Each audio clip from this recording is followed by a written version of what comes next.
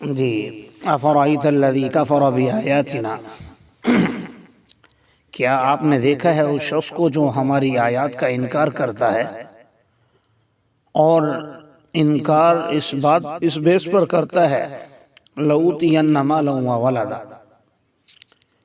کہ آج میرے پاس مال و دولت ہے تو کل قیامت کے دن اگر میں زندہ اٹھایا گیا تو بھی میرے پاس مال اور اولاد ہوگی۔ یہاں ان آیات کی شان نزول میں مفسرین نے لکھا ہے کہ ایک صحابی تھے خباب بن ارت رضی اللہ تعالیٰ عنہ، بلکہ انہی کی یہ روایت ہے، فرماتے ہیں کہ میں لوہار کا کام کیا کرتا تھا، تو ایک کافر کے ہاں میرے پیسے تھے، میں نے اس سے لینے تھے، اس کا کچھ کام کیا تھا، تو اس نے مجھے پیسے دینے سے انکار کر دیا اور کہا کہ میں اس وقت دوں گا جب تم محمد صلی اللہ علیہ وسلم کا انکار کرو گے۔ تو اس نے کہا کہ صحابی رسول کہتے ہیں کہ میں نے کہا اگر میں مر کر دوبارہ جب اٹھوں گا، مجھے اگر تم مار دو، میں پھر زندہ ہوں، میں تب بھی انکار نہیں کروں گا۔ حضور صلی اللہ علیہ وسلم کا انکار تو میں کسی حالت میں بھی نہیں کر سکتا۔ تو جب اس نے ہمارا یہ عقیدہ سنا کہ مرنے کے بعد دوبارہ زندگی بھی ہے، دوبارہ بھی اٹھنا ہے، تو وہ کہنے لگا کہ چلو ٹھیک ہے، جو تم نے پیسے لینے ہیں وہ پھر مرنے کے بعد جب زندہ ہوگے پھر لے لینا۔ میرے پاس آج بھی لَأُوتِيَنَّ مَالًا وَوَلَدًا، جیسے آج میرے پاس مال و دولت ہے تو کل جب مرنے کے بعد اٹھیں گے تب بھی ہوگا، لہٰذا تم جو ہے اس وقت مجھ سے لے لینا۔ گویا اس نے اس نظریے کا مذاق بھی اڑایا، اور انکار تو پہلے ہی کافر تھا، کرتا تھا۔ تو اللہ تبارک و تعالیٰ نے یہ آیات نازل فرمائی یہ بیان کرنے کے لیے کہ دنیا اور آخرت کو ایک ہی معیار پر رکھنا یہ انسان کی سب سے بڑی غلط فہمی ہے، کہ جسے اس دنیا کے اندر بہت کچھ ملا ہوا ہو اور پھر اس کی سوچ یہ ہو کہ جیسے یہاں پر ہے تو وہاں بھی ایسا ہوگا، اور جس کے پاس یہاں کچھ نہیں ہے تو اس کی سوچ یہ ہو کہ آخرت میں بھی میرے ساتھ یہی ہوگا، آخرت میں بھی کچھ نہیں ملے گا۔ تو فرمایا ایسے نہیں، دنیا میں کامیابی اور ناکامی کا معیار اور ہے، بھلے یہاں پر یہ ہو کہ زیادہ ترقی یافتہ ہونا، یا چاند پر کون سا ملک پہنچا ہے وہ کامیاب ہے، جو نہیں پہنچا وہ ناکام ہے۔ جو ایٹمی ملک کہلاتا ہے وہ کامیاب ہے، جس کے پاس ایٹم بم نہیں ہے تو وہ شکست خوردہ یا کم ممالک میں سمجھا جاتا ہے، ایسا ہو سکتا ہے۔ لیکن اللہ تعالیٰ کے ہاں کامیابی اور ناکامی کا جو معیار ہے وہ تقوی اور طہارت ہے، متقی اور پرہیزگار ہونا ہے۔ اس میں پھر وہ مرد ہو یا عورت ہو، آزاد ہو یا غلام ہو، امیر ہو یا غریب ہو، جوان ہو یا بوڑھا ہو، اس چیز کی کوئی قید نہیں ہے۔ اس میں بس یہ شرط ہے کہ نیک ہونا چاہیے۔ تو آگے اللہ تعالیٰ نے اس غلط فہمی کو ڈیٹیل میں بڑا رد کیا ہے کہ ایسا نہیں ہے، کیونکہ آج جو مال و دولت اس کے پاس ہے اگر اس نے اس کے شریعت کے مطابق خرچ نہ کیا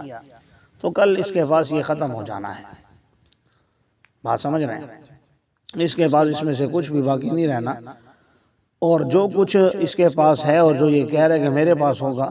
تو کل اس چیز کے ہم وارث بننے والے ہیں، اس کے ہم مالک بننے والے ہیں،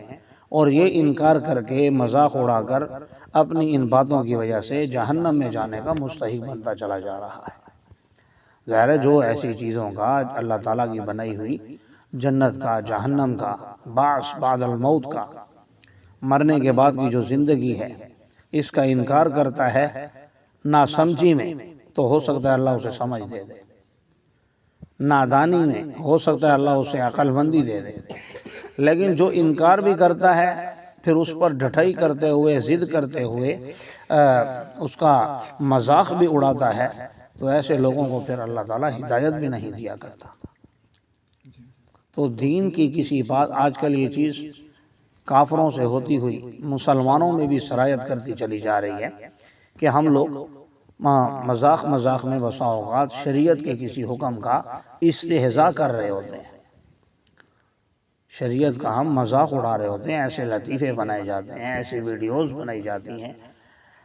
بہت ساری چیزیں آج کل کے سوشل میڈیا کے دور میں ایسا ہو رہا ہے، تو یقیناً ایک مسلمان کو ایسی تمام خرافات سے دور رہنا چاہیے۔ تو فرمایا کہ کیا خیال ہے آپ کا اس شخص کے حوالے سے جو ہماری آیات کا انکار کرتا ہے اور کہتا ہے کہ میں ضرور بضرور مال اور اولاد عطا کیا جاؤں گا۔ فرمایا پہلی بات یہ ہے اطلع الغیب، اس بات کا تعلق تو غیب سے ہے، مرنے کے بعد کی زندگی، تو کیا یہ غیب پر مطلع ہو گیا ہے؟ انسان تو اتنا کمزور ہے کہ اس پردے کے پیچھے کیا ہے، اس دیوار کی پرلی طرف کیا ہے، ہمیں اس کی نہیں خبر، ہم اندر بیٹھے ہیں، اس دیوار کی باہر کی جانب کیا ہے یا کیا ہو سکتا ہے، اس ٹائم کیا ہو، ہمیں کیا خبر۔ تو یہ اتنی ایک عالم سے دوسرے عالم کی باتیں بتا رہا ہے کہ اگلے جہان میں ایسے ایسے ہوگا، میرے پاس یہ کچھ ہوگا، حالانکہ اسے تو اپنے پاس کی خبر نہیں۔ فرمایا یا پھر اس نے رحمان سے کوئی عہد کر لیا تھا، ہم اتخذ عند الرحمن عہدا، رحمان سے اس نے کوئی پکا عہد لے لیا تھا، وعدہ لے لیا تھا، جس کی بیس پر یہ اس طرح کی باتیں کر رہا ہے۔ فرمایا کلا، ہرگز نہیں، نہ تو یہ غیب پر مطلع ہے اور نہ ہی اس نے رحمان سے کوئی عہد کر رکھا ہے۔ عن قریب ہم لکھ لیں گے وہ باتیں جو وہ بیان کر رہا ہے، اور ان باتوں کی وجہ سے وَنَمُدُّ لَهُ مِنَ الْعَذَابِ مَدًّا، ہم اس کے عذاب میں اور اضافہ کر دیں گے۔ ایک طبقہ ہوگا جہنم میں کافروں کا کہ یہاں کافر ہے، اور ایک ہوگا ایسے کافروں کا جو دین کا شریعت کا مذاق بھی اڑاتے تھے۔ لیکن رسول اللہ صلی اللہ علیہ وسلم نے دعا فرمائی کہ عمر بن خطاب دے دے یا عمر بن ہشام دے دے۔ اب اللہ تعالیٰ کا کرم کس پر ہوا؟ عمر بن خطاب پر کیوں ہوا؟ سوال یہ ہے، اللہ تعالیٰ کی کوئی نعوذ باللہ ابو جہل سے، عمر بن ہشام سے کوئی دشمنی تو نہیں تھی، یا حضرت عمر سے کوئی رشتہ داری تو نہیں تھی؟ اللہ تعالیٰ تو لم یلد ولم یولد ہے، ولم یکن لہ کفوا احد ہے، تو کیوں اس پر کرم ہوا؟ کیونکہ حضرت عمر رضی اللہ تعالیٰ عنہ اس وقت یعنی منکر تھے، اس میں دین اسلام میں ابھی داخل نہیں ہوئے تھے، لیکن ناسمجھی میں، نادانی میں اور ناواقف ہونے کی وجہ سے معلوم نہیں تھا کہ یہ کیا دین ہے، کیا معاملات ہیں، اس لیے بھئی ہم نے اپنے آبا و اجداد کے دین کو نہیں چھوڑنا۔ لیکن ابو جہل مکہ کی گلیوں میں رہتا تھا، پورا دن وہیں پھرتا تھا، مکہ کے بیت اللہ کے پاس اس کا گھر تھا، وہیں رہتا تھا، اور رسول اللہ صلی اللہ علیہ وسلم کے کئی معجزات بھی دیکھ لیے، بلکہ اس کے ہاتھوں میں کنکریوں نے کلمہ پڑھا۔ تو اس کا مطلب صرف وہ کافر نہیں تھا، ضدی بھی تھا، عناد بھی تھا اس کے اندر۔ پھر وہ حضور صلی اللہ علیہ وسلم کو تکلیفیں پہنچانے کا کوئی بہانہ ہاتھ سے جانے نہیں دیتا تھا، کوئی موقع نہیں چھوڑتا تھا۔ جب موقع ملا، نماز پڑھ رہے ہیں تو اوپر کوئی چیز اوجڑی وغیرہ ڈلوا دی، آپ کے لیے رستے میں کھڈے کھدوا دیے کہ اس میں گر جائیں،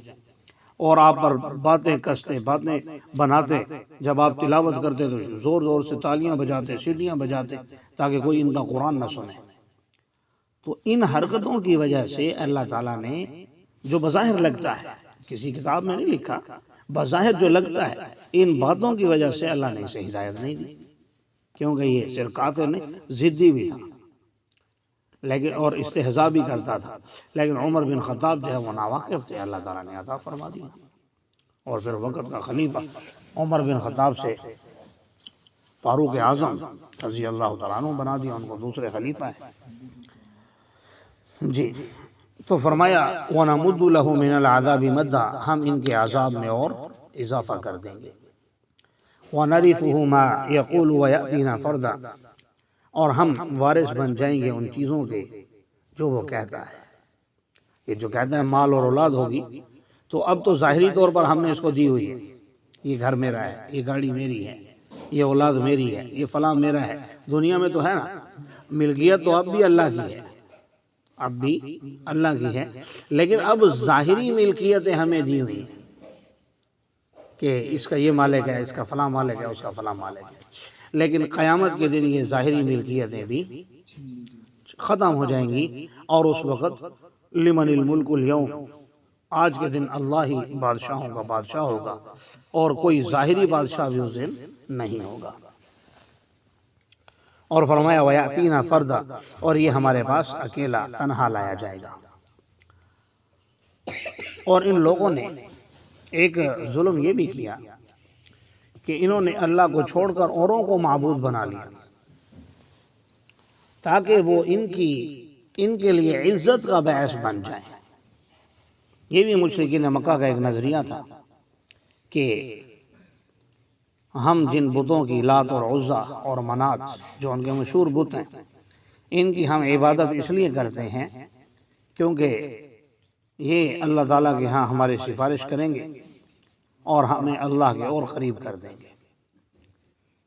یہ ہمیں اللہ کے اور قریب کر دیں گے اور ہماری کامیابی کا باعث بنیں گے، اور ہمیں اگر قیامت ہوئی تو ہمیں مقام اور مرتبہ انہی کی وجہ سے ملے گا۔ تو اللہ تعالیٰ فرما رہے ہیں یہ تو بڑے ظلم کی بات ہے بھائی، کہ اللہ کو چھوڑ کر کسی اور کو معبود بنا لیا، حالانکہ عزت ساری کی ساری ان العزت للہ جمیعا، عزت تو ساری کی ساری اللہ کے قبضہ قدرت میں ہے، اور یہ اسے تلاش کرنے کے لیے غیروں کے آگے جھکے ہوئے ہیں۔ اس لیے یہاں پر بھی نفی کی، کلا ہرگز نہیں، اللہ کے در کے سوا کسی کو کہیں عزت نہیں مل سکتی جو واقعتاً عزت ہو کہلانے کی۔ ایک ہوتا ہے ظاہری طور پر کوئی آپ کی عزت کرتا ہے، آپ کی شان و شوکت کی وجہ سے، آپ کے مقام اور مرتبے کی وجہ سے، آپ کے بڑھاپے کی وجہ سے، آپ کی جو ہے آپ کی پرسنالٹی کی وجہ سے، ایک یہ ہے، اور ایک یہ ہے کہ وہ دل سے آپ کی عزت کرتا ہے۔ تو دل سے عزت اور چیز ہے، ظاہری طور پر اور چیز ہے۔ عن قریب یہ لوگ انکار کریں گے ان کی عبادت کا، وَيَكُونُونَ عَلَيْهِمْ ضِدًّا، اور یہ ان کے مخالف ہو جائیں گے۔ یہ معبودان باطلہ جن کی یہ عبادت کرتے ہیں، کل یہ ان کے مخالف ہو جائیں گے، کل قیامت کے دن۔ دونوں قول ہیں یہاں پر مفسرین کے، کہ اللہ تبارک و تعالیٰ ان بتوں کو جو بے جان ہیں یا جو جانور ہیں جن کی پوجا ہوتی ہے یا آگ کی پرستش کی جاتی ہے، اللہ تعالیٰ ان بے جان چیزوں کو قوت گویائی عطا فرمائے گا، اور یہ زبان مقال سے، اپنی زبان سے بیان کریں گے اور انکار کریں گے کہ یہ ہماری عبادت نہیں کرتے تھے، یہ ہمارے راستے پر نہیں چلتے تھے۔ اور شیطان کے بارے میں تو آپ نے پڑھا ہے، وہ تو کرے گا انکار، وہ تو صاف صاف انکار کرے گا، بھائی میری تو میں عبادت نہیں، میں نے تم کو مجبور تو نہیں کیا تھا، میں تو اللہ سے ڈرتا ہوں۔ اور بعض حضرات نے یہ کہا کہ نہیں، بے جان چیزیں جو ہے زبان حال سے بیان کریں گے۔ زبان حال کا مطلب یہ ہوتا ہے کہ بھئی اب وہاں پر وہ کچھ کہہ تو نہیں رہے، کیونکہ ان کے پاس زبان ہی نہیں ہے، کچھ کہہ سکتے بھی نہیں ہیں، لیکن ان کا وہاں موجود نہ ہونا، یا موجود ہیں لیکن آگے بڑھ کے آپ کو نہ بچانا، جیسے حضرت عیسیٰ علیہ السلام کو جو اللہ کا بیٹا مانتے ہیں، تو یا بعض ان کو رب مانتے ہیں۔ اب عیسیٰ علیہ السلام تو موجود ہوں گے، لیکن ایسے کافروں کو ظاہر ہے وہ تھوڑی بچائیں گے، وہ یہی کہیں گے میرا ان سے کوئی تعلق نہیں۔ یا جو مشرکین مکہ فرشتوں کو اللہ کی بیٹیاں سمجھ کر ان کی عبادت کرتے تھے، تو فرشتے تو موجود ہوں گے، لیکن وہ آگے بڑھ کر ان کی ان کو بچائیں گے تو نہیں، ان کی مدد تو نہیں کر سکیں گے، نہ سفارش کریں گے۔ تو یہی اللہ تعالیٰ فرما رہے ہیں کہ زبان حال سے یا زبان مقال سے وہ ان کا انکار کریں گے۔ پھر اس کی کیا وجہ ہے کہ اتنی واضح باتیں ہونے کے باوجود یہ لوگ راہ راست پر نہیں آ رہے؟ تو فرمایا اصل بات یہ ہے کہ آپ نہیں دیکھتے کہ ہم نے ان کافروں پر شیاطین کو چھوڑ دیا ہے، ہم نے ان پر شیاطین کو چھوڑ دیا ہے، تَعُزُّهُمْ عَزًّا، جو ان کو خوب اکساتے ہیں، بھڑکاتے ہیں، غلط راستے میں اور آگے